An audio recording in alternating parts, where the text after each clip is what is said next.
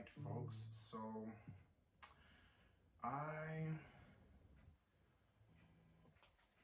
previously installed these Ernie Ball flatwound strings 11 through 48,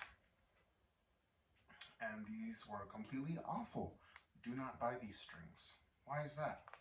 Well, because they're supposed to be flatwound, but the way that they didn't do the flatwound right, because when you run your finger across the string, especially the bigger strings, it feels like sticky, like you just touched a bunch of molasses, and it rubs against your fingers and your fingers get caught and you can't slide between chords up and down smoothly. So they failed to make those strings. They need to redo them, get rid of that product. Don't ever buy that. Instead, what you need to buy are chromes. D'Addario chromes. These are actually 11 through 50, so they're a little bit bigger. And this is considered the jazz light gauge. Now, my goal is to play jazz with this guitar. I was inspired by my guitar teacher to choose this guitar for jazz. Not only because it's gorgeous, but because I think we can squeeze out a good jazz tone for it versus an archtop. So I did some reading online, and I was, researching tone for the guitar. And, there's three options. We have rhythm, we have both pickups, and then we have the bridge pickup, the treble. So me in my head, I was like, oh, jazz, we definitely want to go warm all day, every day. However, what I discovered is that someone recommended online a technique that seems to be known by many Les Paul players, where you actually want to leave it in the middle. We want to have both pickups active at all times. However, what you really want to do is use your knobs kind of like as an equalizer, or if that's what you call it, adjust with the volume and the tone. So, we want a little bit of bridge. I have my bridge level 3 with the volume of 7, and we have my neck pickup with the tone of 10 and a volume of 7.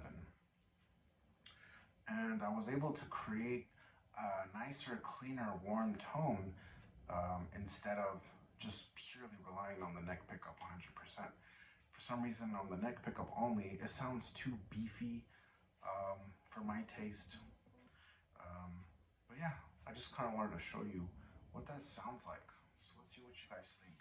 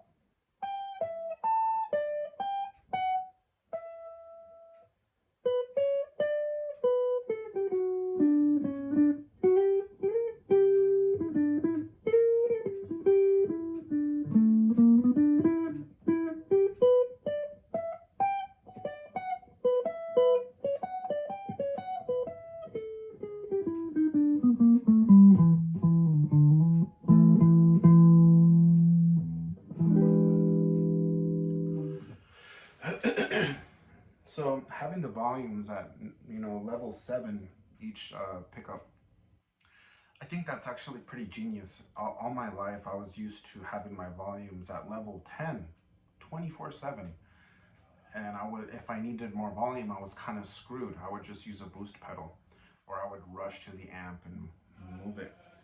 But with this Les Paul, you seem to unlock like some subtler tones, for jazz. When you just decrease the volume, keep it at level 7. That way, if your band gets a little loud or the song gets louder, you can just quickly increase the volume. But when you're playing smoothly, gosh, does it sound so clean when you just decrease that volume a little bit and kind of boost up your amp a little bit more. And these thicker flatwound strings are buttery smooth. The Diodario's chromes, it feels like you're just like gliding on a cloud when you rub your finger across it. Way smoother than round wounds, way smoother than those awful Ernie balls. And you can just switch between chords so smoothly.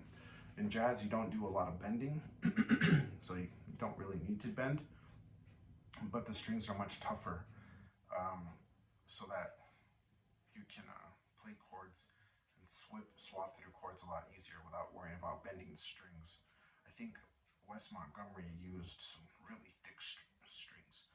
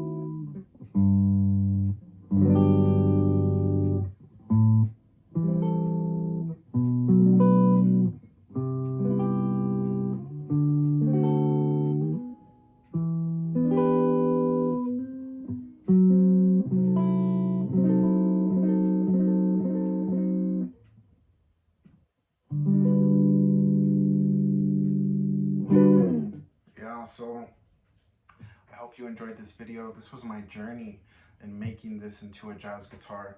At first it was really tough. It sounded really twangy with Ernie Ball 10s, regular slinkies. Then I tried these awful flat wounds, don't ever buy them. Then I remember I had used these years ago. This is exactly what I needed.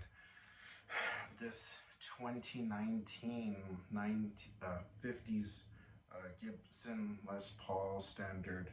I thought it wasn't going to work for jazz at first, but just keep trying, learn to find your tone. I reduced a lot more treble on my amp. It's at level 2 out of 10.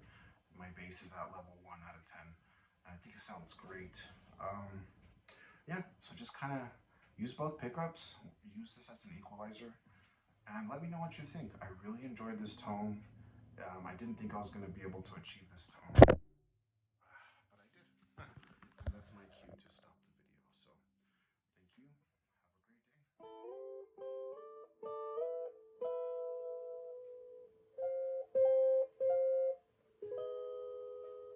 day. Oh no, how does it go?